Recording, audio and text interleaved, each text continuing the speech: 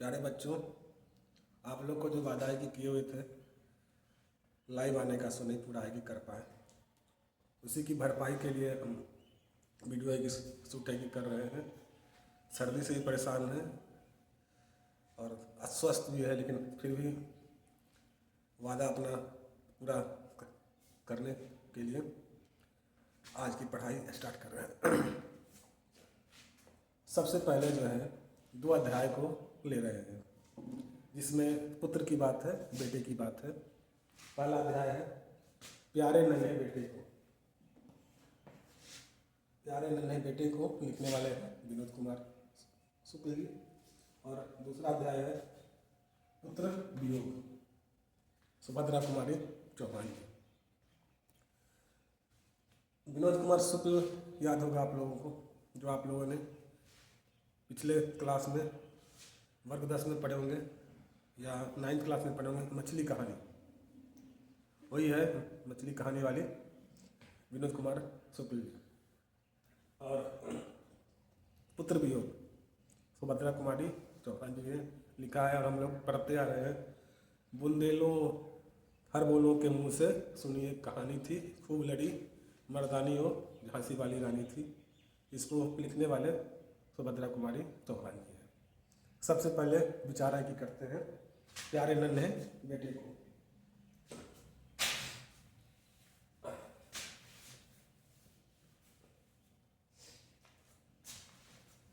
विनोद कुमार शुक्ल जी इसलिए भी महत्वपूर्ण है क्योंकि इनकी मृत्यु कुछ दिनों पहले ही हुई है।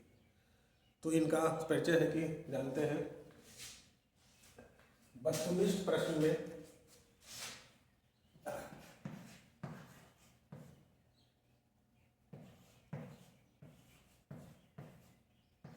नौकर की कमीज,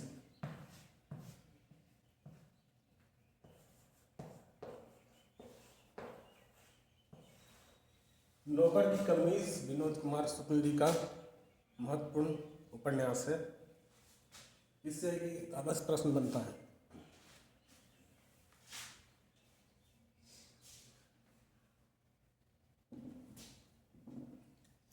दूसरा है दीवार में एक खिड़की रहती है।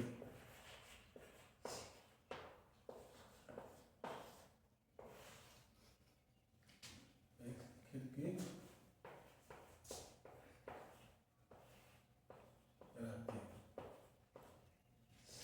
ये दोनों जो है महत्वपूर्ण उपन्यास है। नौकर की कमीज, दीवार में एक खिड़की रहती है। इसके बाद जो उपन्यास है वह है खिलेगा तो देखेंगे।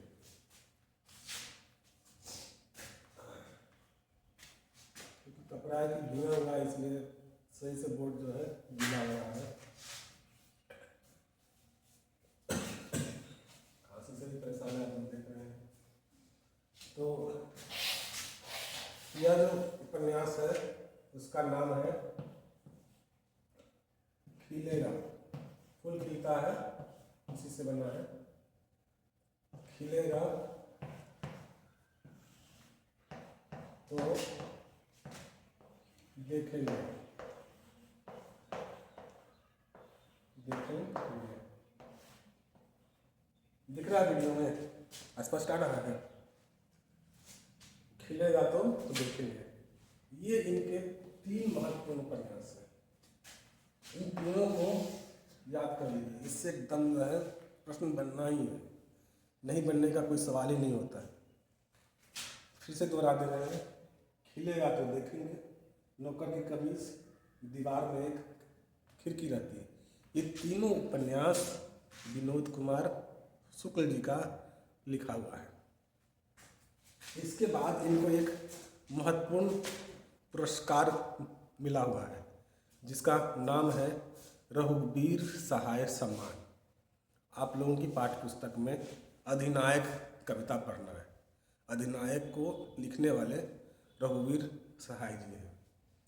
रघुवीर सहाय सम्मान विनोद कुमार शुक्ल जी को मिला हुआ है। ये आप लोग ध्यान में रखें।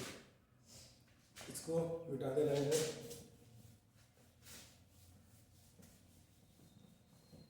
उस रूम में वो सूखा हुआ थी, कपड़ा होगा, छोटा सा होगा। ये आप लोगों के सामने रघुवीर सहाय स्मृति सम्मान किसको मिला है? 1992 में विनोद कुमार शुक्ल जी। विनोद कुमार शुक्ल ये इसलिए भी महत्वपूर्ण है, आप लोग को बार बार हम समझा रहे हैं कि ये रघुवीर सहाय वही व्यक्ति हैं जिन्होंने आपकी पाठ्यपुस्तक में अधिनायक कविता है कि लिखी है। अधिनायक कविता के रचनाकार रघुवीर सहाय है। तो एक चीज़ तो यह महत्वपूर्ण हो गया।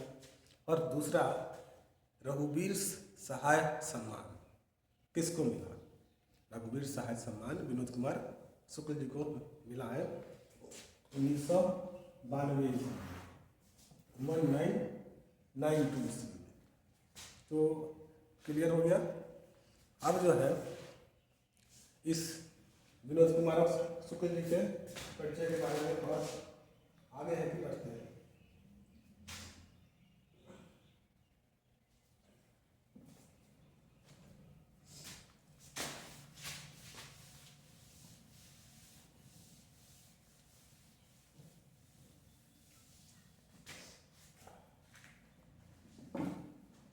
जो है इनको साहित्य अकादमी पुरस्कार, साहित्य अकादमी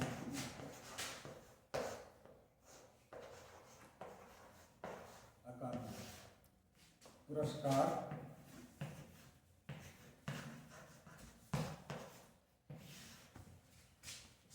साहित्य अकादमी पुरस्कार इनको 1999 में मिला, 2000 में एक कम, 1952 में हो गया इनको रघुवीर सहाय स्मृति सम्मान। स्मृति का अर्थ होता है याद में।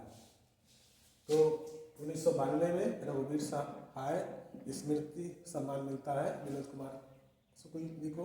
और साहित्य अकादमी पुरस्कार जो कि हिंदी साहित्य का बहुत बड़ा पुरस्कार है, वह मिलता है 1999 ईस्वी में। इससे भी महत्वपूर्ण प्रश्न ये बनता है। अब इधर उधर न जाते हुए और सीधे चलते हैं कविता पर कि प्यारे नन्हे बेटे को पिताजी कंधे पर बैठाकर क्या क्या दिखा रहे हैं।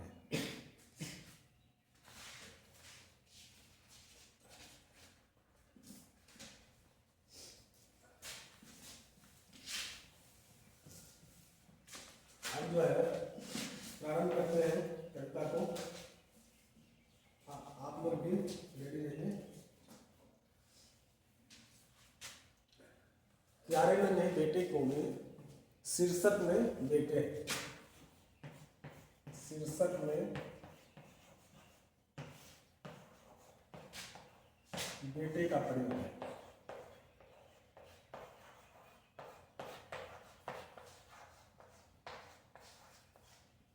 बेटे का प्रयोग है जबकि कविता के अंदर, जबकि कविता के अंदर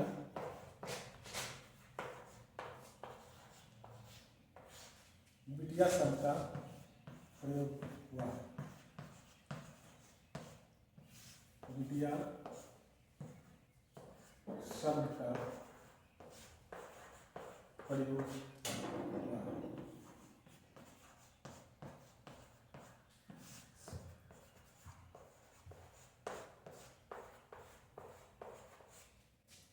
इसमें से एक पिता जो है अपनी बिटिया को कंधे पे बैठा के बाहर लेके निकलता है और बिटिया सवाल करती है। बिटिया से क्या सवाल किया गया? बिटिया से उसके पिता ने सवाल किया कि उसके आसपास कहाँ कहाँ लोहा। पिता ये जो है उस बिटिया से प्रश्न करते हैं कि आसपास में कहाँ कहाँ लोहा है। रेल की पटरी में लोहा है, किचन में तवा में लोहा है, चाकू में लोहा है, कुल्हाड़ी में लोहा है, हल में लोहा है, हर जगह लोहा ही लोहा है। तो ये लोहा जो शब्द है किस चीज़ के लिए आया है? प्यारे नन्हे बेटे को कविता में लोहा शब्द, लोहा शब्द प्रतीक है।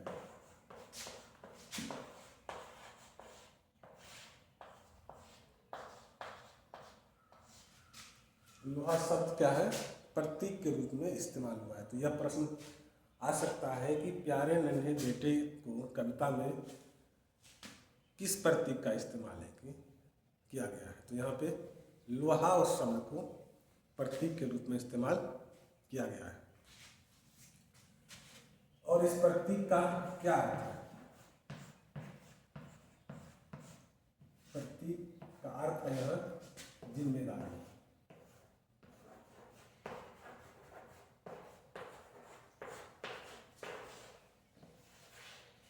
प्रतीक का क्या है अर्थ? यहाँ पर जिम्मेदारी है, वैसी जिम्मेदारी जो पिता महसूस करता है अपने बच्चों के लिए। और एक किसान जो है जब वो फसल लगा देता है तो वो जिम्मेदारी महसूस करता है कि कैसे इसको सही से काटना है, कैसे खाद पानी देना है इसमें, किससे जिससे है कि फसल ज़्यादा से ज़्यादा हो।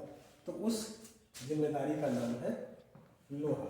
आपको यह याद रखना है कि लोहा प्रतीक के रूप में इस्तेमाल हुआ है और इसका अर्थ है जिम्मेदारी।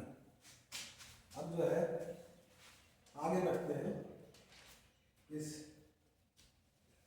कविता के मूल जो है उसको मूल भावना क्या है तो देखिए, विनोद कुमार शुक्ल जी है। विनोद कुमार शुक्ल जी हर मेहनत कश किसान हो, मजदूर हो या कोई दूसरा व्यक्ति हो, सब मेहनत कश इंसान अपनी जिम्मेदारी को निभाता है। उसके लिए ही वो लोहा शब्द का इस्तेमाल है कि करते हैं। और इसका इस कविता का क्या क्या भावना है वो आप कैसे बता रहे हैं। यह कविता जिजीविषा की कविता है। यह कविता जो है जिजीविषा, इसको देखिए कैसे लिखते हैं, जिजीविषा, जिजीविषा। इसका अर्थ होता है, जिजीविषा का अर्थ होता है जीने की इच्छा।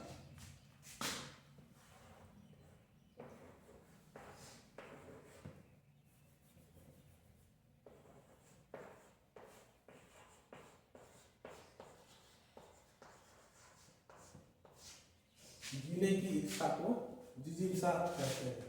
यह आपको अर्थ में भी पूछ सकता है, इसको ध्यान से याद है कि कर लीजिए। जिजीविषा का अर्थ है जीने की इच्छा। दबी सताई होने पर भी महिलाएं हमेशा बोझ उठाने के लिए तैयार रहती है और अपना कर्तव्य पूरा करने को तैयार रहती है। खासकर जो महिलाएं होती हैं पुरुषों से अधिक मेहनती होती है और अपनी जिम्मेदारी निभाने को तैयार रहती है। अब इसलिए आगे चलते हैं। अब जो है अगला जो है कविता वो हुआ है जो आप लोगों को बताए गए थे, सुभद्रा कुमारी चौहान जी का पुत्र वियोग। पुत्र वियोग को अब देख लेते हैं।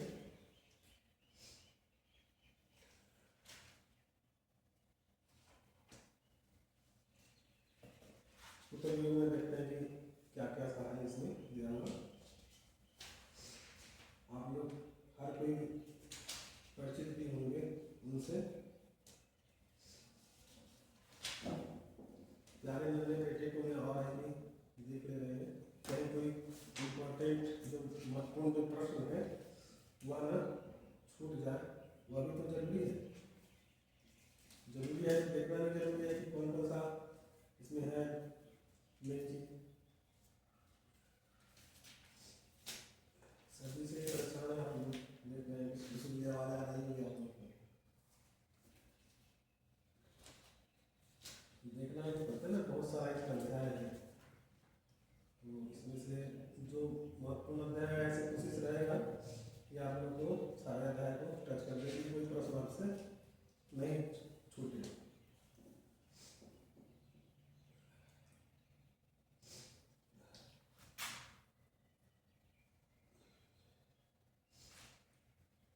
विनोद कुमार शुक्ल जी का एक कविता है जिसका कि उन्होंने कहानी संग्रह है पेड़ पर कमरा। विनोद कुमार शुक्ल जी का है पेड़ पर कमरा। क्या है? पेड़ पर कमरा। उपन्यास का नाम तो जानते ही आप, दीवार में खिड़की रहती है और नौकर की कमीज। ये है कहानी संग्रह।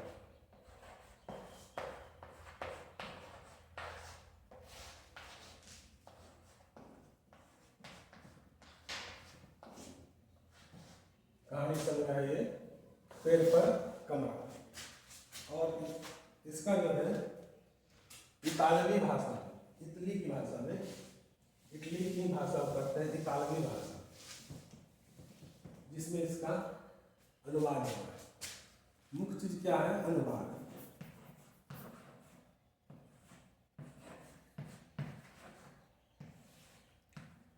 अनुवाद कौन सी भाषा में हुआ है? इतालवी। ई का करता है, इसको देखिए ल वधिक इतालवी भाषा में अनुवाद हुआ है। विनोद कुमार शुक्ल जी का है ये पेड़ पर कमरा कहानी संग्रह, अनुवाद हुआ है इतालवी भाषा में। यह आप लोग याद रखिए। अब जो है सीधे सीधे हम लोग कहते हैं पुत्र वियोग पर।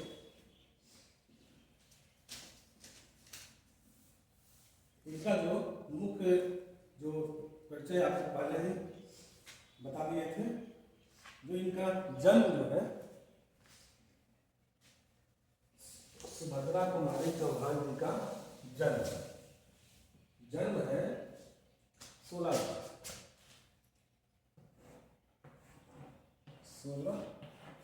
अगस्त। सुभद्रा कुमारी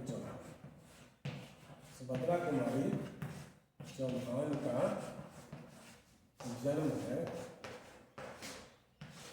16 अगस्त 1904।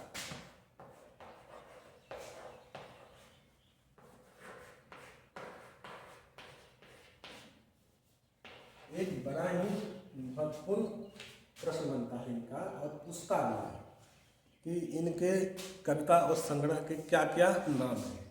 तो पहले आप लोग जान गए कि इनका जन्म क्या हुआ है 16 अगस्त। तो 15 अगस्त को जैसे हम लोग झंडा की फहराते हैं, उसके बाद आता है 16 अगस्त, जैसे आप लोग याद है कि रख सकते हैं 1904 ईस्वी को। इनके जो महत्वपूर्ण कविता संग्रह है इसका नाम है मुकुल।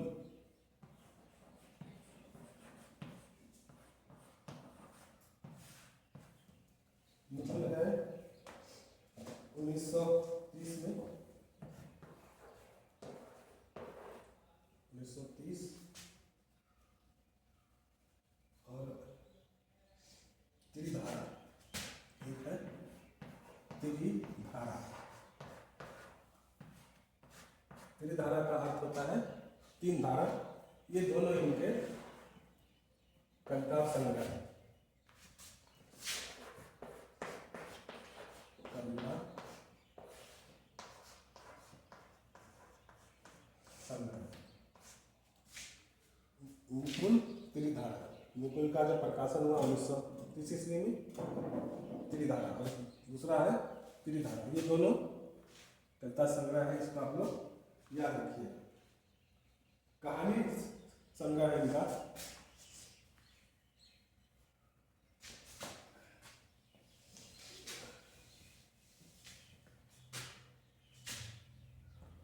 कहानी संग्रह। संग्रह का अर्थ है इकट्ठा करना। तो इसमें उनकी कहानियों को इकट्ठा करके एक जगह रखा गया है। बिखरे मोती, पहला है बिखरे बिखरे मोती। माला जब टूट जाता है तो मोती बिखर जाता है, तो यह याद रख सकते हैं आप लोग, बिखरे मोती। माला टूटने पे मोतियों की माला टूट गई तो माला बिखर गया। इससे आप लोग याद रखिए, बिखरे मोती कहानी संग्रह है सुभद्रा कुमारी चौहान का। अब दूसरा है सभा का खेल। सभा का खेल। आप लोगों को प्रारंभ में ही बताया थे, खूब लड़ी मर्दानी और झांसी वाली रानी थी। ये कविता ही नहीं की लिखी हुई है सुभद्रा कुमारी चौहान की। और ये दोनों है कहानी संग्रह और ये दोनों है कविता संग्रह। आप लोग इसको नोट की कर सकते हैं। अब कविता के मूल भावना पर चलते हैं।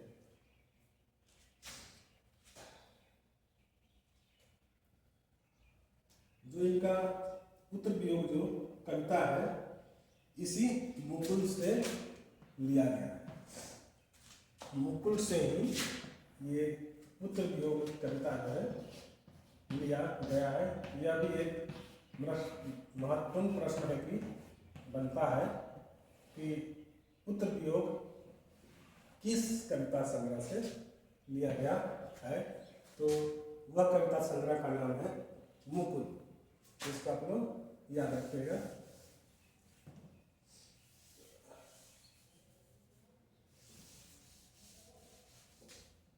पुत्र वियोग मुकुल कविता संग्रह से लिया गया है, जिसका प्रकाशन 1930 ईस्वी में हुआ था।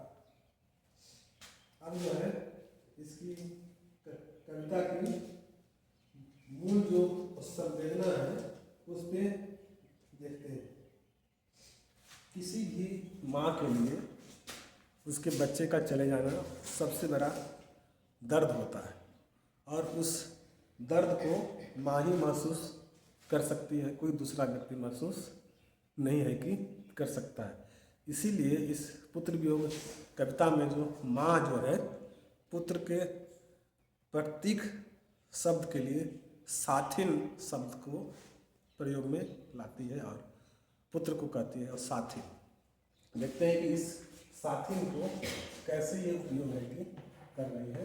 ये साथिन, साथिन क्या है? ये प्रतीक।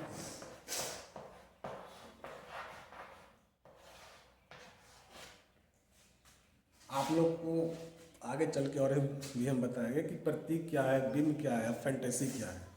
जन जन का एक तेहरा जब हम लोग पढ़ेंगे मुक्ति बोध का, और तब चलेंगे फैंटेसी पे। अभी तेज़ी से आगे आगे बढ़ते नहीं तो वीडियो बहुत लंबा हो जाएगा। तो पहले देखते हैं यह साथी प्रतीक के रूप में इस्तेमाल हुआ है। और छौना, ये छौना भी प्रतीक के रूप में इस्तेमाल हुआ है। और ये दोनों जो शब्द हैं ये पुत्र के प्रतीक के रूप में इस्तेमाल में आया है। बहुत सारी चीज़ें की कमी है मेरे वीडियो में, ये आप लोग महसूस कर रहे हैं, लेकिन आप लोगों के उत्साह को देखते हुए हम कोशिश कर रहे हैं कि ज़्यादा से ज़्यादा आप लोग को कम समय में महत्वपूर्ण सवाल बता पाए, जिसका परीक्षा में 100 नंबर है कि लाभ। ये देखिए, सुभद्रा कुमारी चौहान अपने पुत्र वियोग कविता में 2 शब्द प्रतीक के रूप में लाते हैं। पहला हो गया साथिन, दूसरा हो गया छौना। ये छोना और सातिन दोनों जो है प्रतीक है पुत्र शब्द का। ध्यान से आप लोग देख लीजिए, नोट भी अभी कर सकते हैं।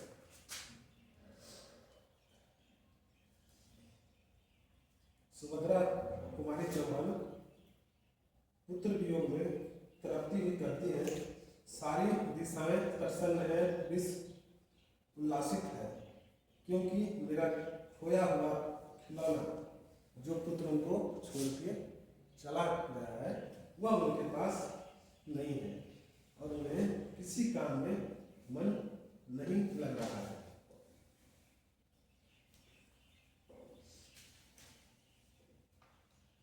तो इस माता अपने पुत्र की रात दिन की साथिन होती है। साथिन शब्द से कवित्री ने माँ की पारिवारिक भूमिका से अपेक्षित विस्तार प्रदान किया है।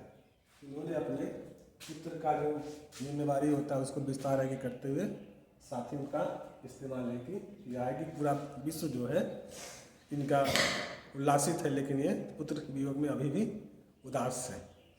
एक महत्वपूर्ण प्रश्न बनता है कि सुभद्रा कुमारी चौहान की प्रिय मित्र कौन थी।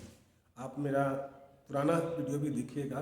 क्राइस्ट स्कूल का नाम है, जिसमें ये महादेवी वर्मा के साथ पढ़ती थी। क्राइस्ट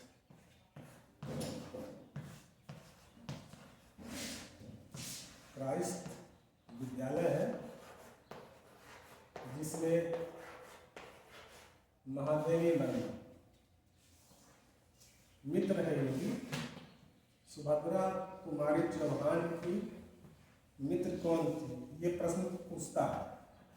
सुभद्रा कुमारी चौहान की विद्यालय मित्र, एक ही विद्यालय पढ़ते थे दोनों आदमी, महादेवी वर्मा और सुभद्रा कुमारी चौहान। आप लोगों को महादेवी वर्मा का नाम नहीं याद हो तो हम आपको याद है कि दिला देते हैं। मैं नीर भरी दुख की बदली, इनकी ही लिखी हुई कविता है। एक आप लोग गौड़ा वाली कहानी भी पढ़े होंगे, या एक गिल्लू है गिलहरी पे जो थी कहानी गिल्लू, वह भी महादेवी वर्मा की लिखी हुई थी। गौड़ा कहानी हमको लग रहा है या तो इंग्लिश में होगी 10th में, नहीं तो 11th या 12th में है। गौड़ा इंग्लिश में कहानी है जिसमें एक गाय को, जो उसका बछड़ा रहता है जिसका लाल मुनि नाम रहता है, आप लोग को याद आ गया होगा, और वो गाय को सुई खाने के क्रम में चल जाता है अंदर, जिस कारण उस गाय की मृत्यु हो जाती है। वही महादेवी वर्मा है ये सुभद्रा कुमारी चौहान जी की प्रिय मित्र। नीर भरी दुख की बदली, ये जिनकी कविता लिखी हुई है। आप इसको नोट कर सकते हैं।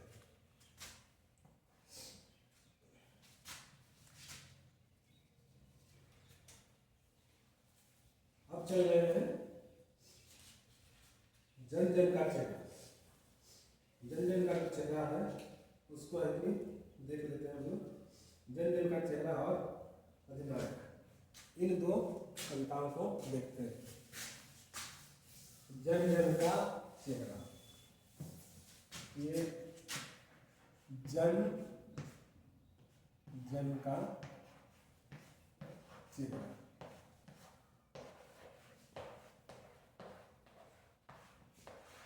कविता के शीर्षक से ही ये पता चल रहा है कि इसमें आम लोगों की बात हो रही है।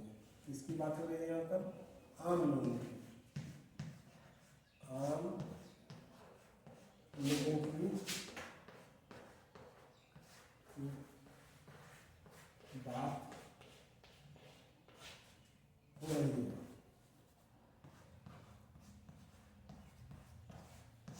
ये आम लोग कौन है? ये आम लोगों का अर्थ है हमारे भारतवासी हैं ये लोग। और दूसरी जो कविता होगी वह होगी अधिनायक। अधिनायक को लिखने वाले हैं रघुवीर सहारा, और जन जन का चेहरा लिखने वाले हैं गजानन माधव मुक्ति भी। अधिनायक रघुवीर सहारा। इन्होंने लिखा है। अब जल्दी से जल्दी हम देखते हैं गजानन माधव मुक्ति बोध। इनका पूरा नाम भी पूछता है तो आप लोग याद रखिए। ग से गजानन, म से माधव और म से मुक्ति बोध। गजानन माधव मुक्ति बोध।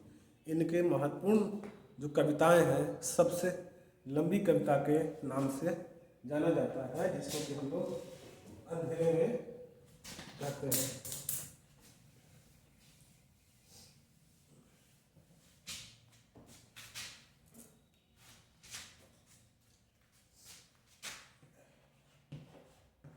अंधेरे में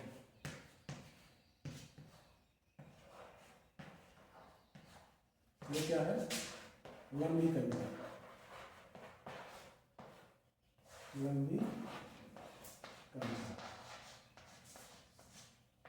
इनके महत्वपूर्ण कविता संग्रह है, अर्थात गजानन माधव मुक्ति बोध के महत्वपूर्ण कविता संग्रह का नाम है चांद का मुख टेढ़ा है। हम लोग कहते हैं ना चांद टेढ़ा है, तो चांद का मुख टेढ़ा है। आप लोग याद रखिएगा, इससे 100% प्रश्न की बनता है। चांद का मुख टेढ़ा है, ये एक महत्वपूर्ण है कि कविता संग्रह है। और इनकी महत्वपूर्ण कविता का नाम, जो अगर प्रश्न है कि सबसे लंबी कविता, तो लंबी कविता में लिखेंगे अंधेरे में। और एक इनकी महत्वपूर्ण कविता है, उसका नाम है ब्रह्म राक्षस। देखिए कैसे लिखते हैं, आम संयुक्त ब्रह्म राक्षस। राक्षस से याद रखिएगा।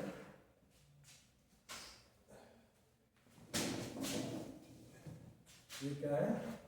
कविता है। ब्रह्म राक्षस एक कुआं में पड़ा रहता है और वहाँ अपने मैल को छुड़ाते रहता है, फिर भी जो उसका जो मैल है वह नहीं छूटता है। और इनका कहानी संग्रह लिखे। जल्दी से जल्दी कर दे रहे हैं कि आप लोग को, क्योंकि कल परीक्षा है, तो उससे पहले पूरा रिवीजन हो जाए। कहानी संग्रह, काठ का सपना।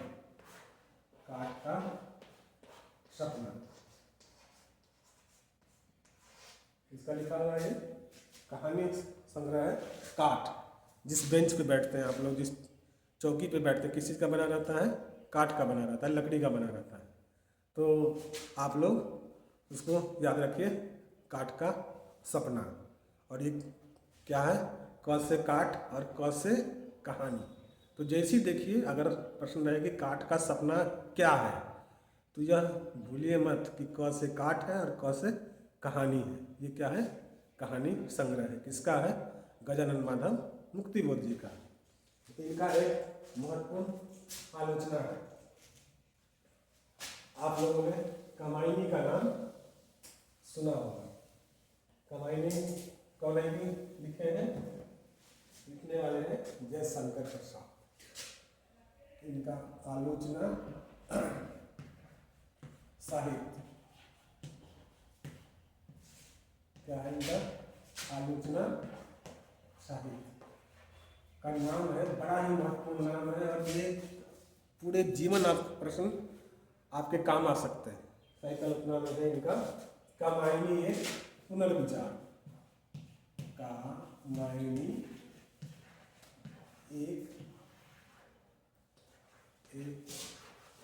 पुनर्विचार।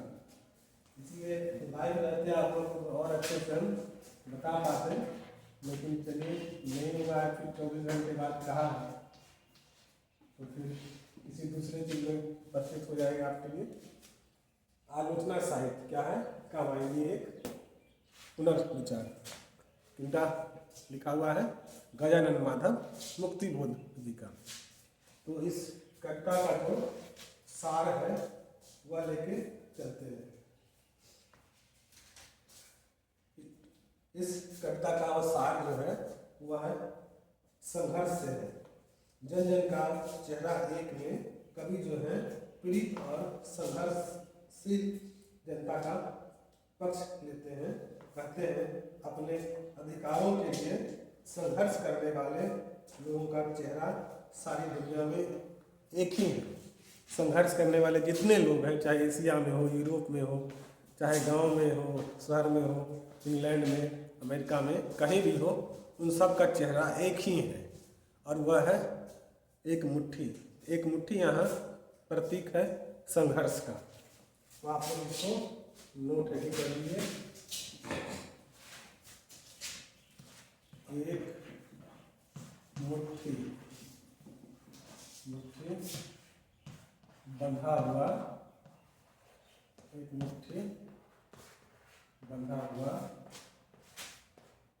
प्रतीक है, प्रतीक है संघर्ष का। और वह संघर्ष किससे है? जो सत्ता में लोग बैठे हुए हैं, जो पूंजीवादी वर्ग लोग हैं, जो कंपनी वाले हैं, जो कॉरपोरेट जगत चला रहे हैं, और उन मजदूरों का संघर्ष है उनसे। आज मजदूर की जो हालत है बिल्कुल ख़राब हो चुकी है। वो रात दिन काम में लगे रहते हैं और रहते कहाँ हैं? नाली के किनारे या झोपड़ी बनाकर। उनके सुविधाओं की कोई फिक्र किसी को नहीं है। वही संघर्षशील इंसान के लिए गजानन माधव मुक्ति बोध ने जन जन का चेहरा एक लिखा है, अर्थात संघर्ष करने वाले सारे व्यक्ति हो, चाहे किसी भी देश का हो, उसका चेहरा एक ही है। अब चलते हैं अगले कविता में। वह है अधिनायक। आपको बताए भी थे, यह जो है रघुवीर सहाय जी का कविता है। ये रघुवीर सहाय याद है आप लोगों को? आप लोगों को बताए थे कि प्यारे नन्हे बेटे को जो पढ़ा रहे थे, विनोद कुमार शुक्ल जी को मिला था रघुवीर सहाय स्मृति सम्मान। वही है ये अधिनायक। अधिनायक जिनको हम लोगों ने सत्ता सौंप दी है इस लोकतंत्र में, जो हमारे ऊंचे पद पे जो आसीन है वही अधिनायक। इसको लिखने वाले हैं रघुवीर सहाय। रघुवीर सहाय।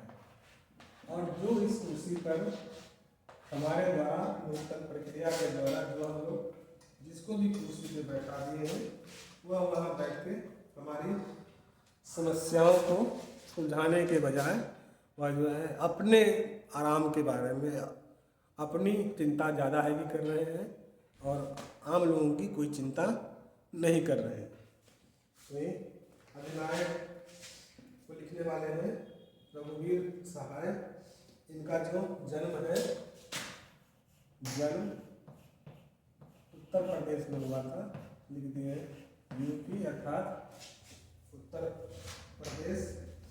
9 दिसंबर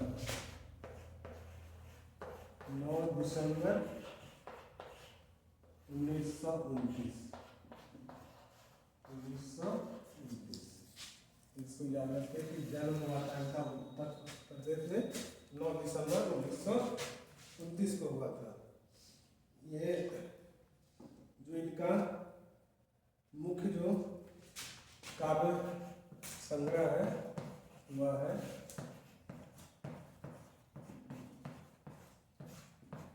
काव्य संग्रह का नाम है आत्महत्या के विरुद्ध।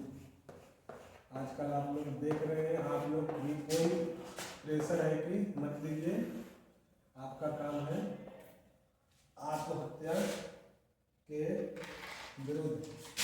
आप लोग मेहनत अभी कर रहे हैं, अच्छे नंबर से पास हुई है, इसलिए किसी तरह से कोई टेंशन नहीं लेना है। कोई ज़रूरी नहीं है कि जो अच्छा नंबर लाता है वही अच्छी ज़िंदगी जी सकता है। बिना पढ़े हुए, बिना 12वीं के, बिना 10वीं के भी बहुत सारे लोग अच्छी ज़िंदगी जी रहे हैं।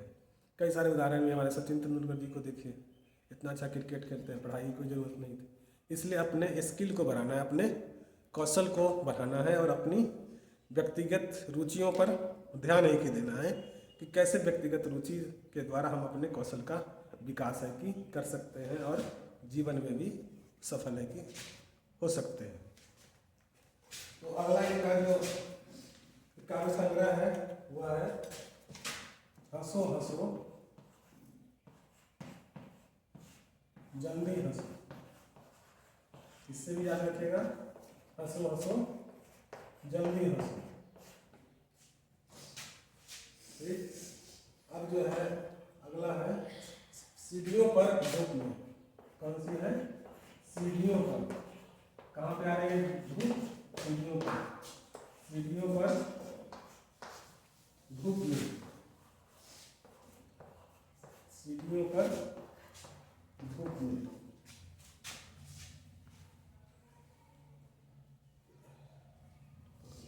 तो इस तरह से आप लोग याद बना सकते हैं। इनका जो सम्मान जो मिला है वह लिख देते हैं यहाँ पर। आप लोग इसको याद रख सकते हैं। सम्मान है इनका, सम्मान, सम्मान है लोग भूल गए, लोग भूल गए। इसके लिए इनको साहित्य अकादमी पुरस्कार मिला है। कौन सा वर्ड है? साहित्य अकादमी, साहित्य अकादमी।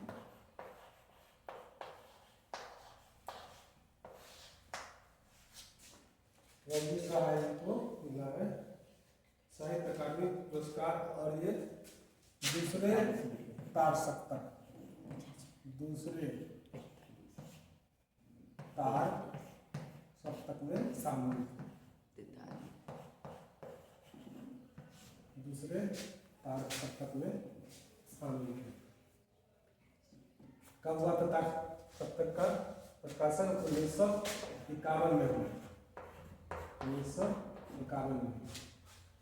रोज कहानी के रचनाकार का नाम है सच्चिदानंद हीरानंद वात्स्यायन आर्य। इन्होंने तार सप्तक नाम का कविता संग्रह प्रकाशित करते थे, जिसका कि प्रथम तार सप्तक का जो प्रकाशन हुआ हुआ 1944 में, और जो दूसरा हुआ वह हुआ 1951 में। ये दोनों गजानन माधव, मुक्तिबोध, रघुवीर सहाय, ये दोनों दूसरे तार सप्तक में शामिल थे। ये तो ये प्रश्न देख लिया आप लोग। ये दूसरे तार सप्तक में शामिल थे। इस कविता का जो मुख्य भाग, मुख्य जो बातें हैं वो आपको बता दे रहे हैं। कभी बार बार यह प्रश्न है कि करता है और राजनेताओं पर व्यंग है एक तरीके से। सत्ता के सुख भोगने वाले नेता राजसी ठाट बाट से रहते हैं। उनकी प्रवृत्ति पूरी सामंती है। वे गरीब और आम आदमी की जो भलाई है वो नहीं चाहते, और वो अपना जय जयकार है कि करवाते हैं। आ जाएंगे साफ सुथरे कपड़े पहनकर और कहेंगे कि आप मेरे नाम का है कि जयकार आप लगाइए। तो वो आम लोगों की समस्याएं का निदान करने के बजाय अपना वो सुख चाहते हैं, अपने लिए धन संपदा इकट्ठा है कि करते रहते हैं।